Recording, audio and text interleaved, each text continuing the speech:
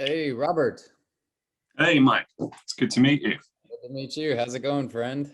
Thanks for doing this. Yeah, I'm good. I'm very busy, but I was absolutely excited to take some time out to do this, and I'm glad you were as well. Yeah, me too. It's morning over here in the US on the East Coast, so I have a cup of coffee instead I was of I was I was going to ask, yeah, before we begin, are you drinking tea I'm or drinking coffee. It's coffee. Yeah, see, I'm drinking water, so Uh, we're already letting BAFTA down by not drinking tea. I So know we are. We are half to down. Oh well. never mind. Yeah. So where do we find you right now? You're on the East Coast, did you say? New Well, York. Or... I'm in Ohio, so it's technically Okay. the Midwest, but we're on East Coast time. That's home for you, isn't it? Ohio. You're Yeah, from... yeah. That's where my family is. So I'm just been here hanging out and being with fam. I guess the best place to start would just be by saying congratulations on all of the success of West Side Story, Oh, well, being a including, film of course, composer, that's probably one of your, well, maybe I'm putting words into your mouth, but how was the music? for me, they assembled the best team possible that they could have for this film, in the casting, but also the team behind the scenes, especially music. It was just so well done. But I've been listening to a lot of John Williams lately and on like my drives, and it's just like, Steven knows how to really put together a like a movie. yes. I mean, Williams is so much the to do with best. that. But Yeah. I could talk about the genius of John Williams for days on end. But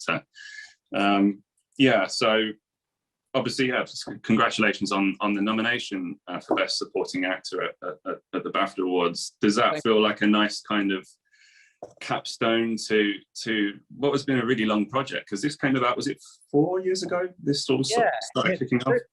I don't know anymore at this point. I think it's 3 years ago. We filmed in 2019. So that's when we finished. End of September 2019 is when we finished. Okay.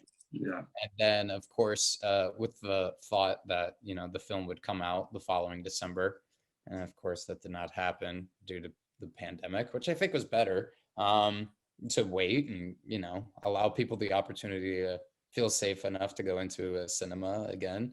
But yeah, I mean, being nominated for a BAFTA, it's like, wow, that's so lovely. It's so lovely. It's like it's very I don't know, it's hard to kind of illustrate my thoughts about it. Honestly, I just kind of feel like it really, I guess, like for me as an individual, being nominated for BAFTA, it just goes to, I think, show the love and dedication that the entire cast put into it.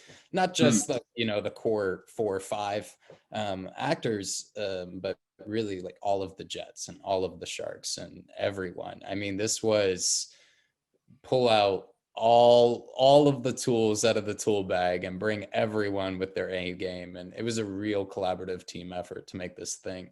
Yeah, you definitely get that sense watching it. I mean, so just, I guess, going to the start, you land the role, and the sort of realization that you're going to be in West Side Story kicks in. Do you start to feel any kind of pressure in taking on such a huge role in this titan of a musical, and especially, I guess, considering you're knowing that you'd be leading out the film with some of the opening numbers with Jet Song and things like that. Did that play on your mind at all when you started to get going? Well, yeah, I tend to get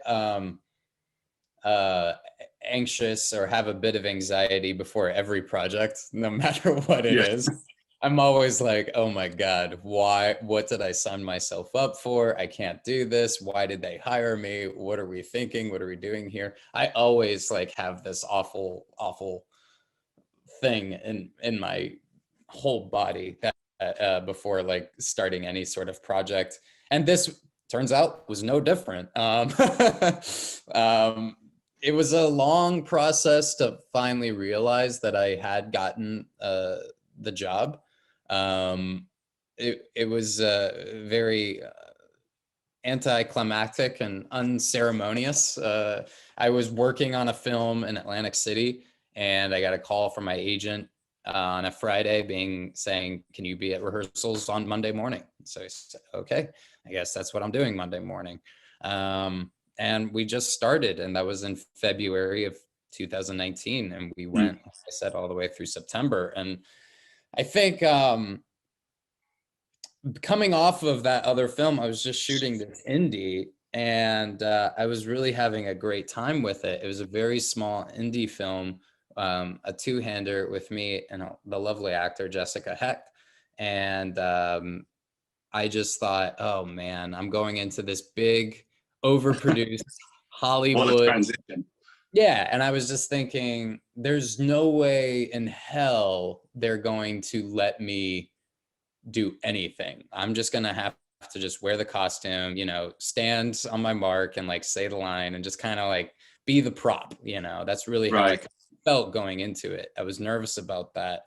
And to my amazement, I could not have been more wrong. Steven was the most collaborative director possibly I've ever worked with so far.